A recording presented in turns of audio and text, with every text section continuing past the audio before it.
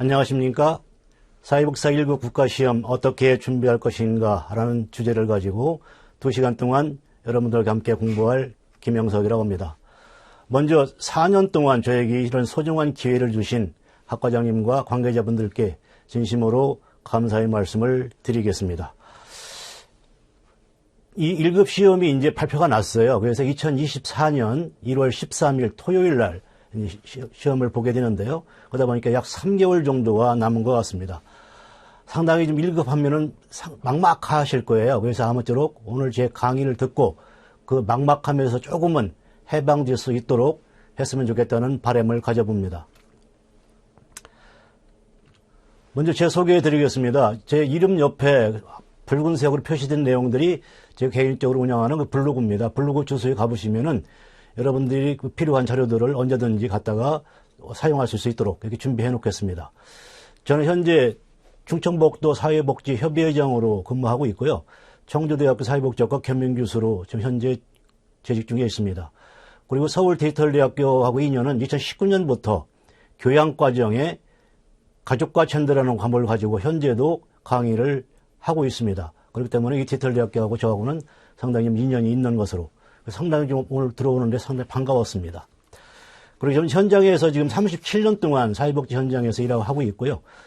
여러 가지 현장 경험이 있기 때문에 아무래도 이 사회복지사 1급 공부하시는 분들에게 대해서는 어떠한 생각을 가지고 계신지 잘 알고 있기 때문에 가장 자세하게 여러분들의 시험에 길라잡이 역할을 하도록 해보겠습니다.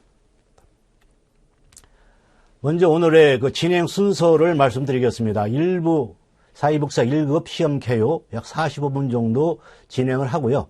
10분간 휴식 가진 후에 2부에 45분 이런 식으로 해서 강의를 진행하도록 하겠습니다. 1부에는 사회복사 1급 시험 개요 중에서 법률적인 근거, 시험 일정, 응시 자격, 시험 구성 및 시험 과목, 수험자 유형별 시험 시간, 합격자 결정 기준, 역대 합격률에 대해서 알아보고요. 2부에서는 과목별 출제 경향을 분석을 해보았습니다. 그래서 과목별 세부 출제 영역과 2022년 실시되었던 기출문제 분석 그리고 합격을 위한 팁 이런 식으로 해서 진행하도록 하겠습니다. 먼저 사회복사 1급 시험 개요입니다. 이 부분이 어쩌면은 사회복지 법조론 시험에 나올 수도 있는 중요한 사항입니다. 그렇기 때문에 자세하게 여러분들이 좀 살펴봐 주셨으면 좋겠고요. 모든 부분들은 이제 법률적인 근거가 필요하죠.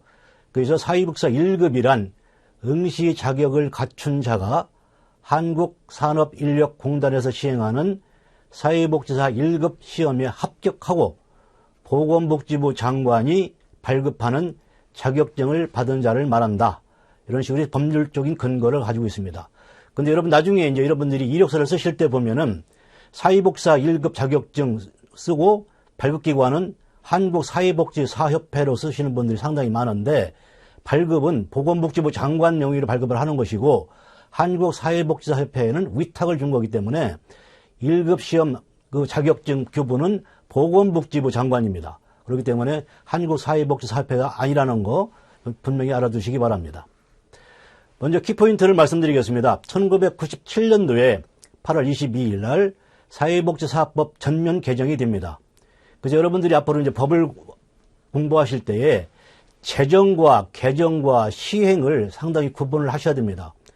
제정은 법을 처음으로 만든 것을 제정이라 하고 개정은 현재 존재하는 법의 상당 부분을 일정 부분을 수정하는 것을 개정이라 하고 또 법이 만들어짐과 동시에 시행이 되는 것이 아니고 일정한 기간을 둡니다.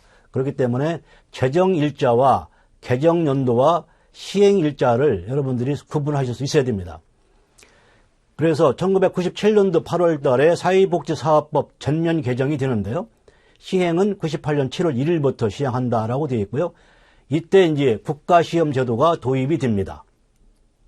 그리고 2003년부터 국가시험이 실시가 됐는데 97년도에 개정이 되고 국가시험 제도가 도입한 후에 98년 7월 1일부터 시행인데 왜 2003년부터 국가시험을 보게 됐느냐 하면 98학번 같은 경우가 이미 7월 1일 시행이기 때문에 3월 달에 이미 입학한 상태입니다.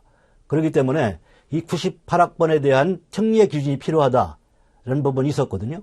그래서 98년 이전까지는 4년제 대학 졸업과 동시에 1급 자격증이 발급이 됐습니다.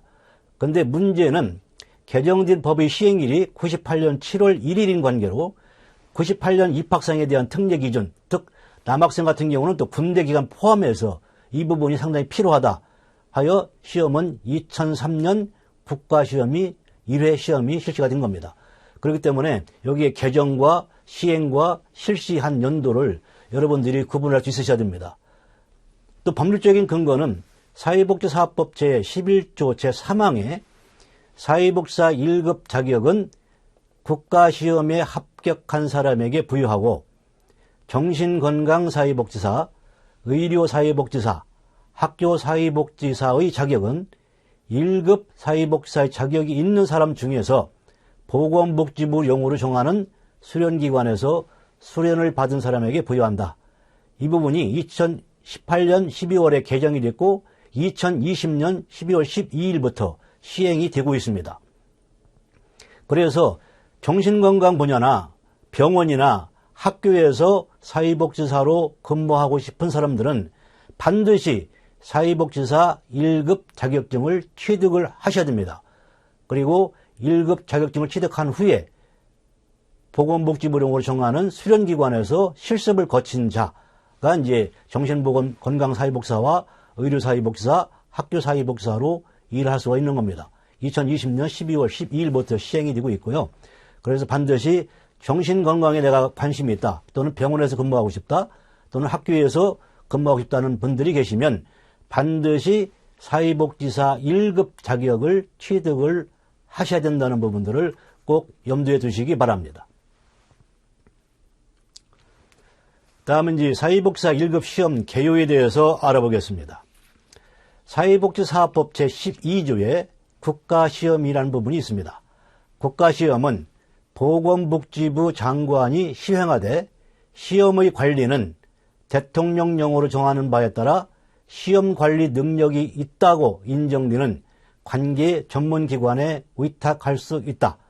이렇게 규정이 되어 있기 때문에 관계 전문기관은 현재 한국산업관리공단 이쪽에 위탁을 준 겁니다. 그래서 보건복지부 장관은 국가시험의 관리를 위탁하였을 때에는 그에 대한 비용을 예산의 범위에서 보조할 수 있다. 그리고 시험의 관리를 위탁받은 기관은 보건복지부 장관의 승인을 받아 정한 금액을 응시 수수료로 받을 수 있다. 그리고 시험 과목, 응시 자격 등 시험의 실시에 필요한 사항은 대통령령으로 정한다. 여기에서 대통령령이라는 것은 그러니까 법이 있으면 사회복지사업법이 있고요. 거기에 대통령령은 사회복지사업법 시행령입니다. 그리고 보건복지부령 하면은 사회복지사업법 시행규칙.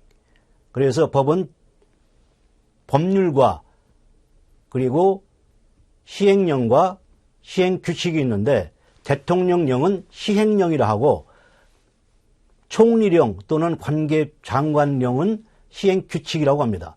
그래서 법률은 큰 아웃라인만 정하고 행정부로 넘어오면 대통령령으로 일정 부분 살을 붙이고 또 관계 부서로 넘어가면 디테일하게 세부적인 살을 붙이는 작업을 하게 되는 겁니다. 그래서 법률은 대략적인 큰 골격만 유지한다고 보시고 거기에 이제 대통령령으로 일정한 부분들을 보강을 하고 또 관계 부서로 넘어가면 세부적인 디테일한 사항들을 살을 붙여서 이 법률이 진행이 되게 되는 겁니다. 그래서 여기서 대통령령이라는 것은 시행령을 이야기한다. 이렇게 보시면 되고요. 그리고 사회복지사업법 시행령 부칙에 보면 시행일은 이 법은 1998년 7월 1일부터 시행을 한다. 다만 제11조 제3항 및 제12조의 개정 규정은 2003년 1월 1일부터 시행한다. 그래서 사회복지사업법이 97년도에 전면 개정이 됐는데 개정된 내용들이 많이 있겠죠. 그리고 나머지 대부분 내용들은 98년 7월 1일부터 시행이 되는데 제11조 3항 및 제12조 규정이라는 것은 국가시험입니다. 이 국가시험은 앞에서 말씀드린 대로 98학번의 유예기간을 필요해서 2003년 1월 1일부터 시행한다.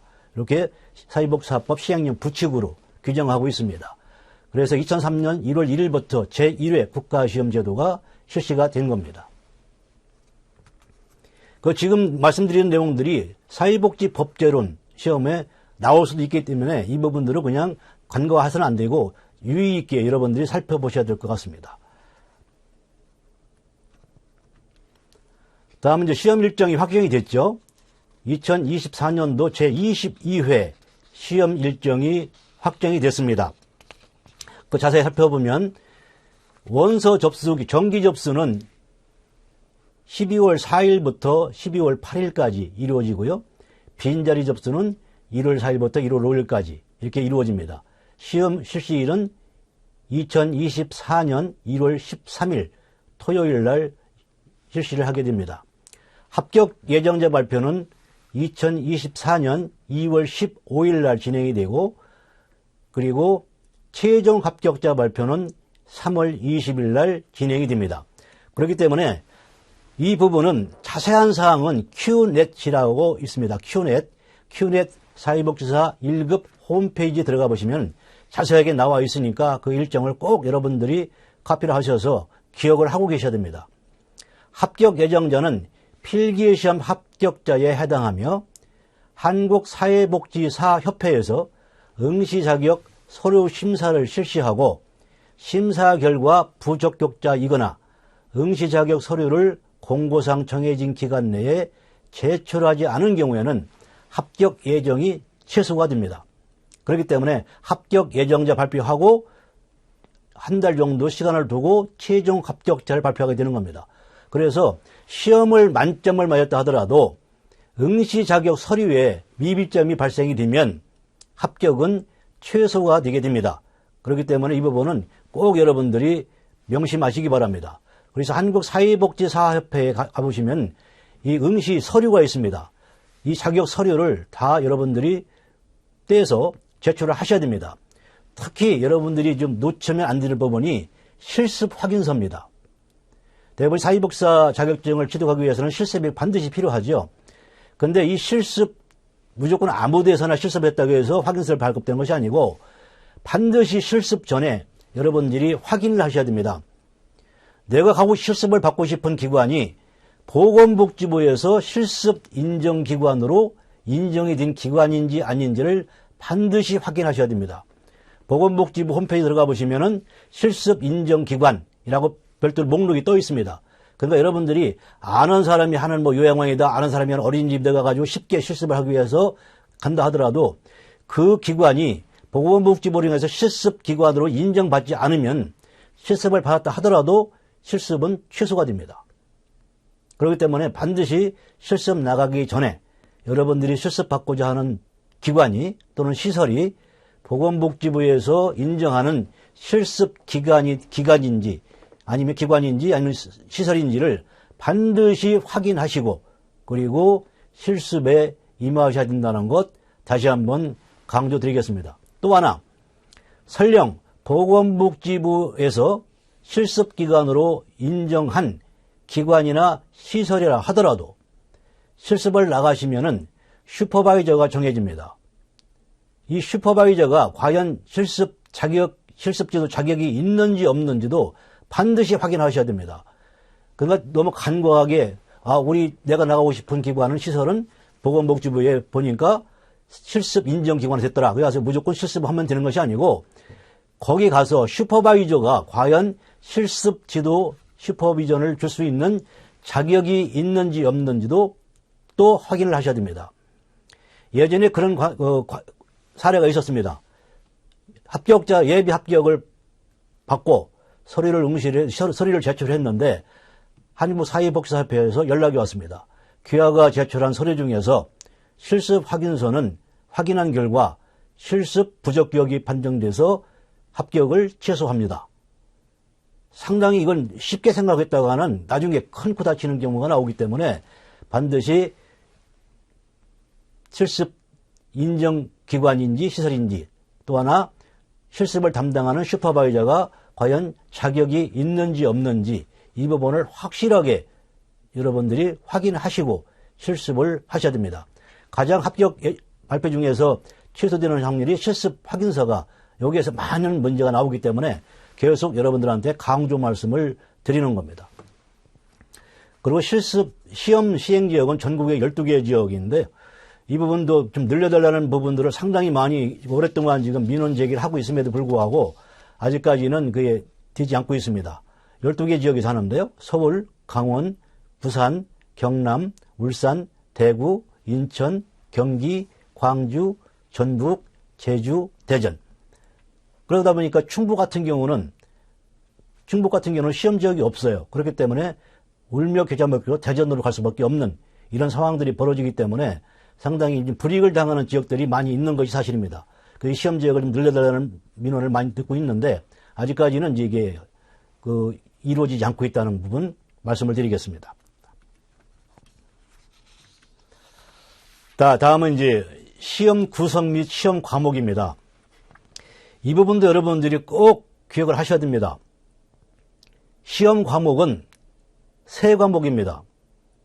흔히 여러분들이 시험 과목을 8과목이라고 말씀하시는데 시험 과목은 3과목이고 영역이 8가지 영역입니다. 그렇기 때문에 8개 과목이 아닙니다. 반드시 여러분들이 좀 주의 깊게 기억을 하셔야 됩니다. 시험 과목은 3과목이고 영역이 8개 영역으로 나눠진다. 문제는 영역당 25문제에서 200문제입니다. 배점은 1점, 1문제에 1점으로 해서 총 200점 만점입니다. 문제 형식은 객관식 오지택 1형이죠. 오지형. 그렇기 때문에 여러분들이 객관식 할 때 사지선다형에서 많이 익숙해져 있지 않습니까? 그런데 오지선다형이기 때문에 이 부분에 대해서 많이 여러분들이 연습을 하셔야 됩니다. 왜 그러냐면은 오지선다형이기 때문에 그만큼 읽어야 될 시간들이 많이 소요가 된다는 거예요. 또 하나는 문제를 보면은 사례 문제가 많이 나오기 때문에 박스 형태로 사례를 제시하고 그럼 이 사례를 해석하는 데 시간이 많이 소요됩니다. 그래서 한 점당 1문제 1점인데 이게 이제 시간이 그렇게 여유 있는 시간이 아니라는 겁니다. 그래서 이 부분은 꼭 좀 여러분 기억해 주시고요. 시험 과목은 3과목입니다.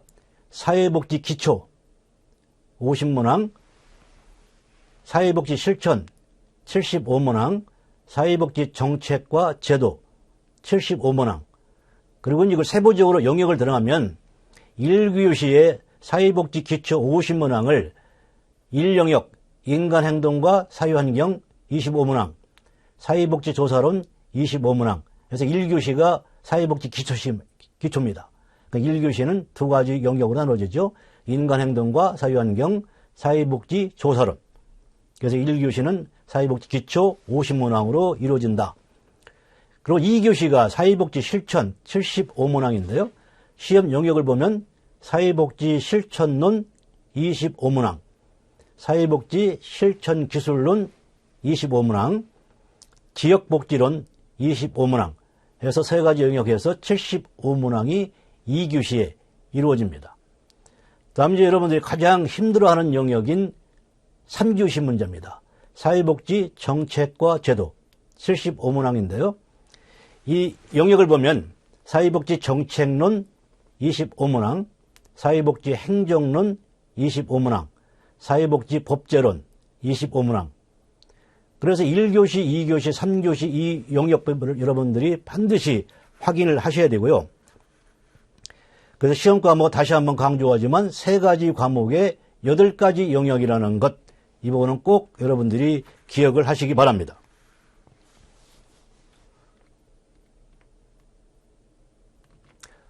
다음 이제 수험자 유형별 시험 시간에서 수험자 유형은 일반 수험자와 시간 연장 수험자로 구분이 됩니다. 그래서 여러분들이 나는 일반 수험자인지 시간 연장 수험자인지를 여러분들 확인을 하시고 거기에 따라서 이 시험 시간이 틀리기 때문에 반드시 체크를 하시기 바랍니다. 일반 수험 대부분은 일반 수험자에 독하는데 고등이 불편하시다든지 여러 가지 좀 어려움이 겪으신 분들은 시간 연장 수험자로 구분이 되기 때문에 어떤 경우를 시간 연장 수험자에 해당되는지는 Q&A에 들어가시면 자세하게 나와 있습니다. 그래서 본인이 나는 일반 수험자인지 아니면은 시간 연장 수험자인지를 여러분들이 미리 확인을 하셔야지만이 이 시험 시간이 달라지기 때문에 그렇습니다.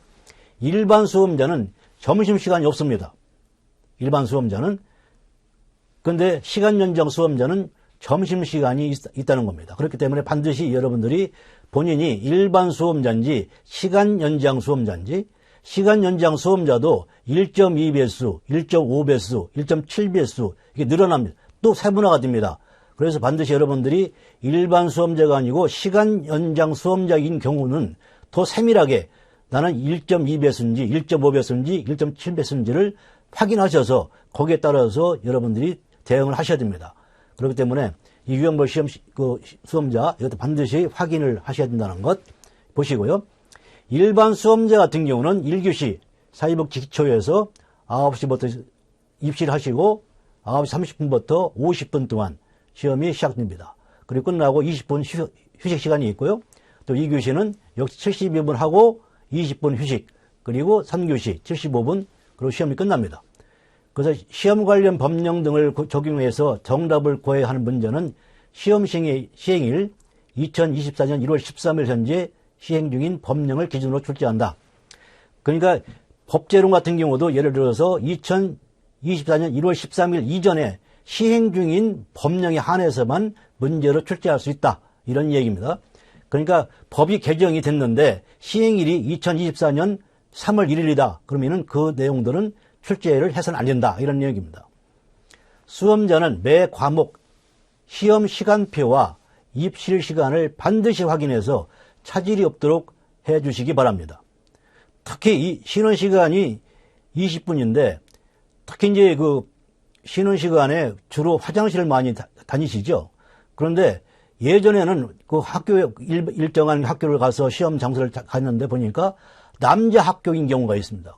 그럴 경우에 여자 수험생들한테는 상당히 불이익을 당하고 20분이라는 시간이 짧은 시간입니다. 그렇기 때문에 화장실도 못 가고 시험이 들어오는 경우도 많이 있었고 그래서 지금은 여러 가지 민원 제기가 많아서 현재는 이제 그걸 완전히 많은 부분들이 이제 고쳐졌다고 하더라도 20분이라는 시간이 그렇게 많지가 않다.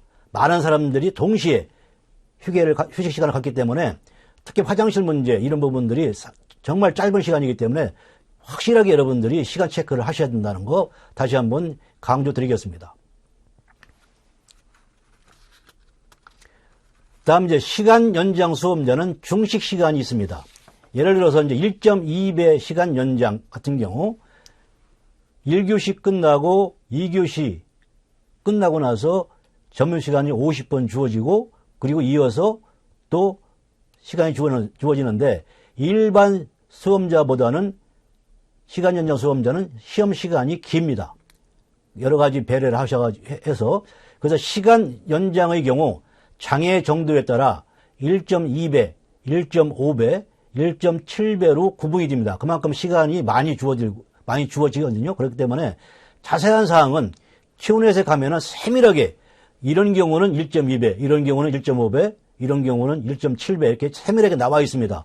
그 부분을 여러분들이 반드시 확인하셔서 본인이 어디에 해당되는지 거기에 따라서 시간이 달라지기 때문에 그 부분을 정확하게 파악을 하시고 시험에 임하셔야 된다 하는 부분들은 꼭 기억하시기 바랍니다.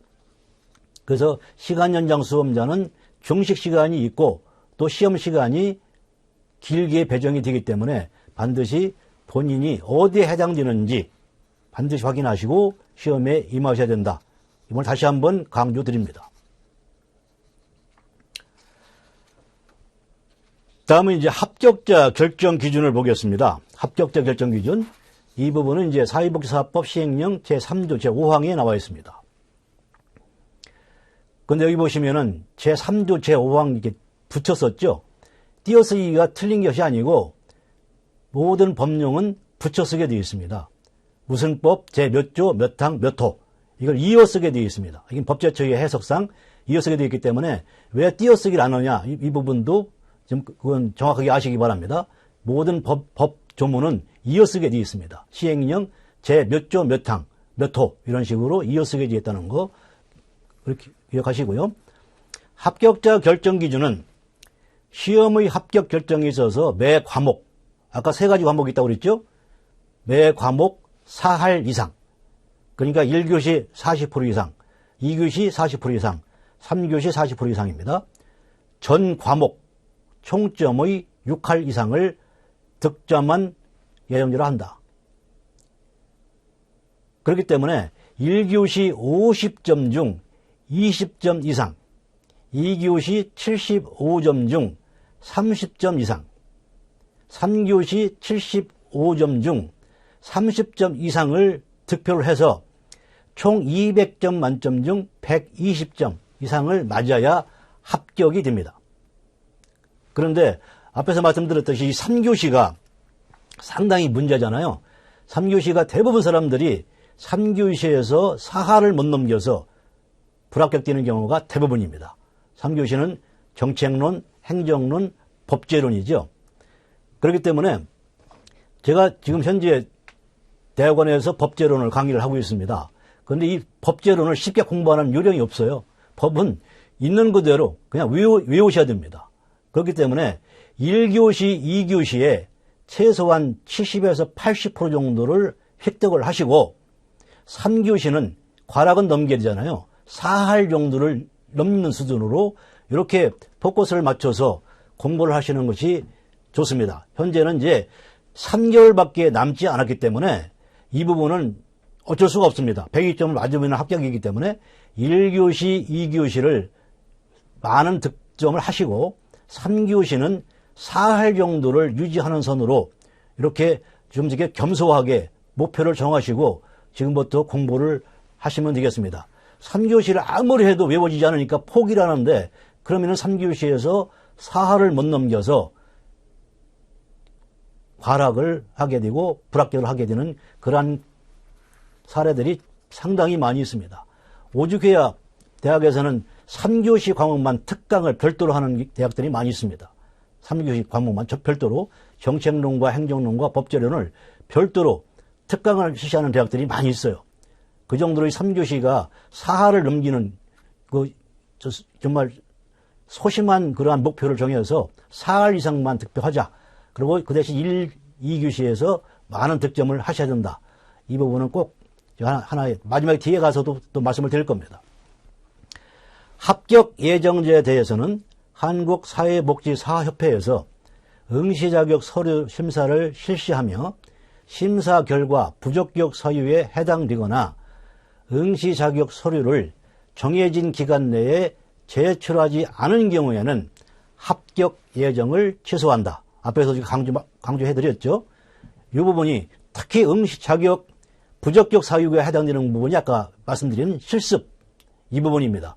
이 부분은 상당히 사례가 많이 나온 사례이기 때문에 아는 사람한테 쉽게 실습을 받기 위해서 많은 사람한테 간다? 이건 절대 안 된다는 거 반드시 확인하시고 나중에 가지고 합격을 다 해놓고 결과가 실습 부적격입니다라고 해서 합격을 취소하는 경우가 상당히 좀 종종 있기 때문에 그런 억울함을 당하지 않도록 체크를 하시기 바랍니다.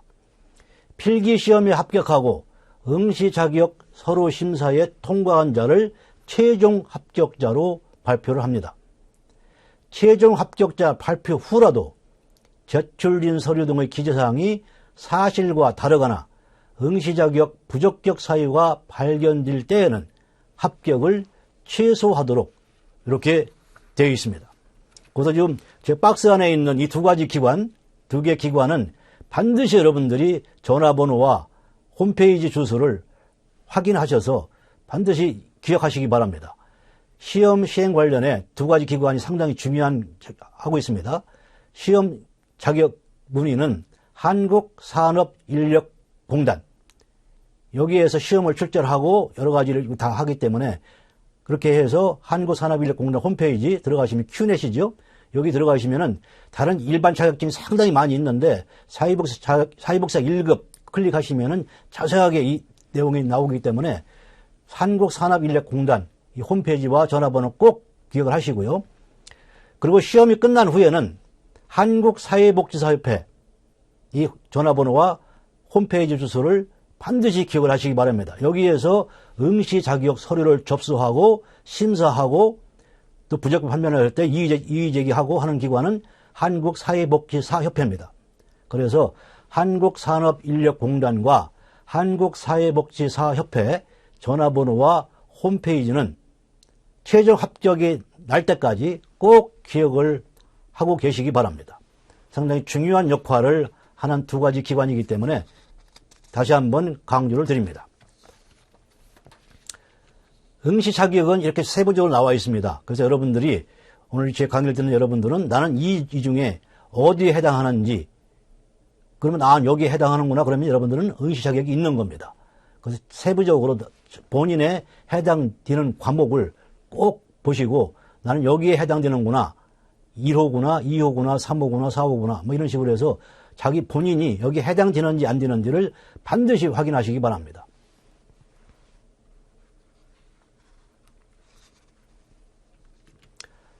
다음은 이제 역대 합격률을 한번 살펴보겠습니다.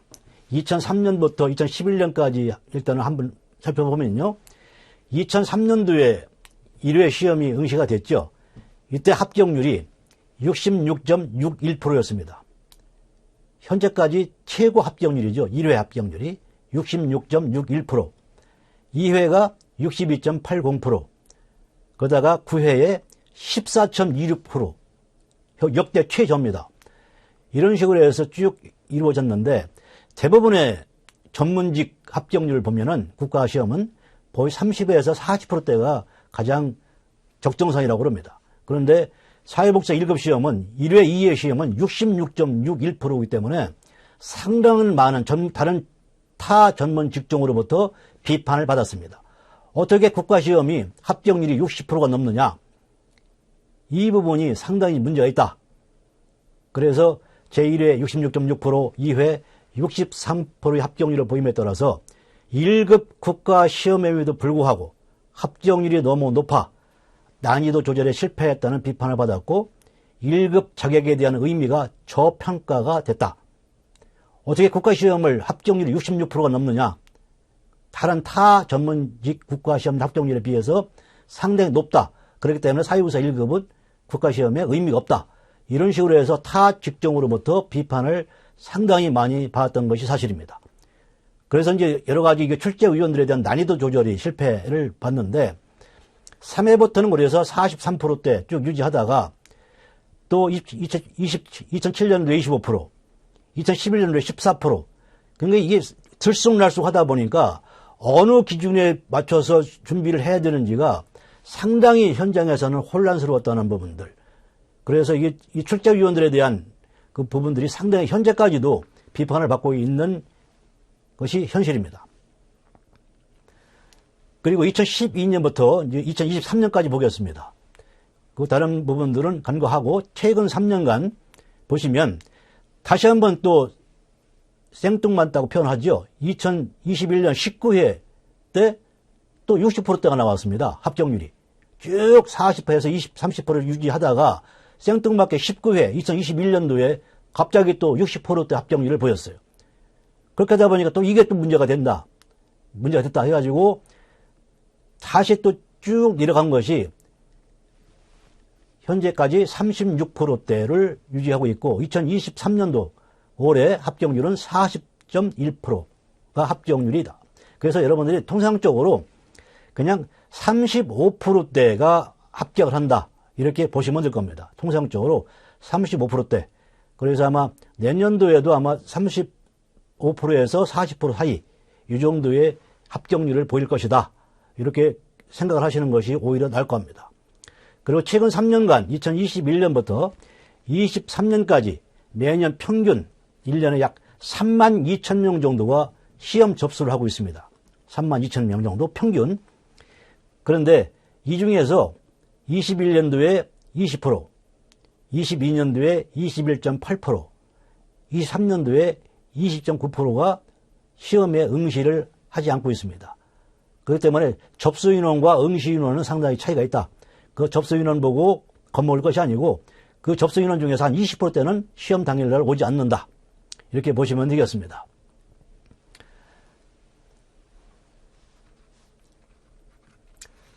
다음에 이제 성별 합격률을 한번 살펴보겠습니다. 이제 여성과 남성의 비율을 보면은 여성 합격률이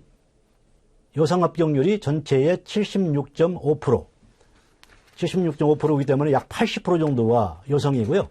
23% 정도가 남성으로 이렇게 구분이 되고 있습니다. 남자와 여성의 비율은 76대 23 정도 보시면 됩니다. 그렇기 때문에 여성들이 월등하게 많다. 그렇기 때문에 처음에 저희들이 1회, 2회, 3회 시험 볼 때 그냥 학교를 임의대로 선정하다 보니 남자 학교인 경우에 화장실 사용이 상당히 불가능하죠. 여성들 입장에 여성들이 80% 넘는데요. 그러다 보니까 이 줄을 서게 되고 그러다 보니까 20분이라는 휴게 시간이 상당히 짧았기 때문에 여러 가지 민원 제기가 많이 있었습니다. 그래서 지금은 이제 시험 장소 선정에 상당히 많이 지금은 이제 받아들여져서 많이 양호해졌다. 이렇게 보시면 되겠습니다.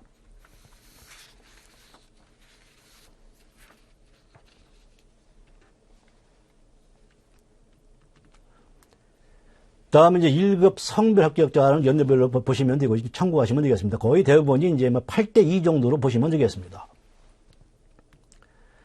다음은 이제 연령별인데요. 이 연령별에서 또 하나 마지막 부분으로 연령별에서 보면은 20대가 51.52%입니다. 합격률이. 그러니까 무슨 말씀이냐면 대학교 졸업과 동시에 시험에 응시해서 합격하는 비율이 상당히 높다. 가장 높다고 보는 겁니다. 그런데 30대에 보면은 12%로 팍 떨어지죠, 합격률이. 무슨 얘기냐면은 대학 졸업하고 응시를 했다가 불합격했어요. 불합격해가지고 1급 자격을 취득을 안 하고 2급 자격을 가지고 취업을 했습니다. 복지관이나 시설에 취업을 하면서 공부를 했어요. 그러면은 보시다시피 합격률이 확 떨어진다. 떨어져도 급락을 하는 거죠, 급락. 그러다가 좀 정신 차려가지고 야 이래서는 안 되겠다. 현장에 있으면서도 공부하는 시간을 늘리다 보니 다시 40대 합격률이 올라갑니다. 그래서 30대 합격률이 12%대라는 것은 뭐냐면 20대에서 합격이 하지 않으면은 취업과 동시에 일을 하면서 공부를 해가지고 1급을 자격을 딸 확률이 상당히 떨어진다. 이렇게 보시면 되겠습니다. 그래서 일과 공부를 병행할 수가 없다. 사회복지 현장이 막상 현장에 취업을 하시면 그렇게 녹록지가 않습니다. 우리가 생각했던 전문직으로서의 그냥 여유 있게 앉아서 상담이나 하고 여유 있게 앉아서 찾아오는 클라이언트 상담이나 하고 이런 쪽의 현장의 모습은 아닙니다. 아침에 출근과 동시에 운동화 신고 뛰어야 되는 그러한 현장이기 때문에 그런 업무를 하면서 1급 시험을 준비를 한다? 이 부분은 상당히 힘들다는 얘기입니다. 그렇기 때문에 가장 좋은 것은 20대 때 합격을 하셔야 된다. 그리고 점점 아까 말씀드렸듯이 사회복지 현장에 와보니까 별로 이렇게 우리가 생각했던 현장이 모습이 아니다. 그래서 나는 병원이나 학교나 정신건강시설 이런 쪽에 가서 사회복지사로서 별도로 가운 입고 근무하고 싶다. 그런 분이 계시다면 더욱더 1급에 합격을 하셔야 됩니다. 그리고 30대 비율이 뚝 떨어진다는 것은 12%밖에 안 된다는 얘기는 제가 거듭 말씀드리지만 현장에서 일과 자격 공부를 병행해서는 합격하는 율이 푹 떨어진다. 그 30%대 합격률이 합격률이 그렇습니다. 분포율이 50%대고 합격률을 보면은 20대가 49%, 30대가 30, 40대가 35, 50대가 34. 그러니까 30대가 최고 합격률이 낮이고 다시 40대, 50대로 올라가면서 합격이 높아집니다. 그 부분은 30대 때 일하다가 이제 어느 정도 40대, 50대를 되면은 현장에서는 담당 직원에서 어느 정도 지위를 갖게 되죠. 팀장을 한다든지 과장을 한다든지 부장을 한다든지 그러면 시간적인 여유가 많기 때문에 그때는 이제 1급 시험을 일하면서 공부할 수 있는 시간적인 여유가 늘어나기 때문에 다시 40대, 50대 넘어가면서 합격률이 높아지는 그런 현상을 보고 있습니다. 그렇기 때문에 가장 좋은 것은 내년도에 2024년도 시험에서 합격을 하시면 됩니다. 또 하나 간과하셔는 안 되실 것이 점점 더 여기 보면 연령을 보시면 나는 이제 늦었다 포기를 하시면 절대 안 된다는 것이 60대 이상의 합격자들이 점점 더 늘어나고 있다는 겁니다. 상당히 이제 괄목할 만한 부분들이고요. 60대 이상의 합격자들이 점점 더 해마다 늘어나고 있다. 60대 합격률이 26%입니다. 건 30대와 거의 비슷하죠. 70대 합격률, 80대 이번에 시험에 80대 어르신들 중에서 3분이 응시하셔가지고 1분이 합격하셨습니다. 합격률은 33.3%죠. 80대가 어르신이 1급 시험을 합격했습니다. 그러니까 여러분들이 지금 나는 나이가 좀 있어서 안 돼, 나는 뭐 직장에서 뭐 안 돼, 이런 것은 핑계에 불과하다. 60대, 70대, 80대 어르신들이 점점 더 합격률이 높아지는 추세에 있는데 이유를 가지고 나이 핑계대고 뭐 바쁘다는 핑계대서는 안 된다. 이런 말씀을 드리는 겁니다. 1교시에 다시 한번 제가 요약을 해드리면 지금까지 1교시를 쭉 말씀을 드렸는데 다시 한번 강조하는데요. 다시 한번 강조 말씀드리는데 1급 시험에 대한 과목 3가지 과목에 8가지 영역이라는 부분, 또 하나는 1분이라는 시간이 그렇게 길지가 않다. 왜 그러냐면 대부분의 문제들이 박스로 사례를 제공하고 사례를 주고 상당히 문항이 깁니다. 그렇기 때문에 사례를 읽고 사례를 분석하고 1번, 2번, 3번, 4번, 5번에서 쭉 읽어가지고 답을 선정할 때까지는 1분이 결코 그게 짧은 시간은 아니다. 그렇기 때문에 먼저 쉬운 문제부터 체크를 하시고 마지막에 막히는 문제들은 뒤로 밀었다가 다시 한번 사례를 쭉 읽어보시고 체크할 때는 1분이라는 시간이 결코 길은 시간 아니다. 그렇기 때문에 시간 관리를 정말 잘 하셔야 됩니다. 시간 관리. 절대 1분이 넉넉한 시간이 아니라는 것.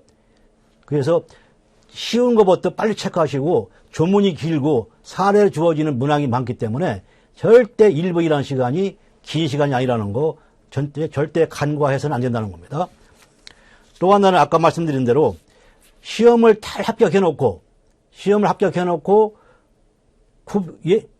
예비 합격자 통보는 받았는데 그러고 나서 각 지역에 있는 사회복지사협회에 서류를 제출했어요. 그런데 최종 합격자에서 탈락이 됐어요. 그 부분은 서류 부분이 미비가 됐든지 아니면은 서류와 같은 실습 이런 부분들이 자격이 없는 기관에서 실습을 했다든지 이런 부분이 취소가 되는 거거든요. 그래서 철저하게 지금부터 여러분들이 체크를 하시기 바랍니다. 철저하게 과연 서류 같은 경우에 구비 서류 같은 경우는요. 지금부터 준비를 하시는 게 좋습니다. 지금부터 실습 확인서 같은 경우 지금부터 미리 사회복지사협회 해당 지역에 여러분들이 서울이면 서울 사회복지사협회, 경기도면 경기도 사회복지사협회에 문의를 하셔서 구비 서류 중에 일부분은 쉬운 건 지금부터 다 좀 취득을 하셔가지고 다시 한번 체크를 해보세요. 그래서 완전히 구비 서류가 미비점이 없는지 이 부분을 다시 한번 체크를 하셔서 합격을 해놓고 서류 미비로 아니면은 제출 기간을 늦어가지고 제출을 못해가지고 합격이 취소되는 경우가 불이익에 당하지 않도록 철저하게 준비를 해달라는 것 다시 한번 말씀을 드리겠습니다. 또 하나 현재 지금 보듯이 60대, 70대, 80대 이 비율이 점점 더 합격자 비율이 높아진다는 거 이 부분은 결코 현장에 업무가 많다, 나는 시간적인 여유가 없다 이런 핑계를 많이 대시잖아요. 이런 것은 하나의 핑계에 불과합니다. 그렇기 때문에 내가 뒷부분에 2교시 때 쉽게 공부하는 팁을 제가 알려드릴 텐데 그거라도 해서 최소한 3교시에 4하를 넘겨서 오늘 강의를 들으신 분들은 모두 합격을 할 수 있도록 이렇게 만발의 준비를 해달라 하는 부분을 다시 한번 말씀을 드립니다. 그리고 1교시 때 지금 말씀드린 내용들이 사회복지법제론 시험에 심심치 않게 출제가 됩니다. 지금까지 1교시 때 지금 말씀드린 내용, 왜냐하면 사회복지사업법에 해당되는 내용들이기 때문에 그렇습니다. 사회복지사업법에 해당되는 내용들이기 때문에 그래서 앞에 말씀드린 대로 법이 만들어진 재정연도 그리고 법이 바뀐 개정연도, 개정이 수시로 되지 않습니까? 개정 수시로 되고 그리고 시행일자 이런 부분들이 다 차이가 있기 때문에 이게 법제론 시험을 대비하는 것도 상당히 중요하다는 거. 그래서 재정, 개정, 시행일 이 부분을 다시 한번 꼭 구분할 수 있어야 된다. 그래서 이 부분은 나중에 2교시 때 사회복지법제론 출제 경향 분석을 하면서 다시 한번 강조를 드리도록 하겠습니다. 자, 1교시 이렇게 마감을 하고요. 10분간 휴식을 하시고 다시 한번 2교시 때 만나도록 하겠습니다. 수고하셨습니다.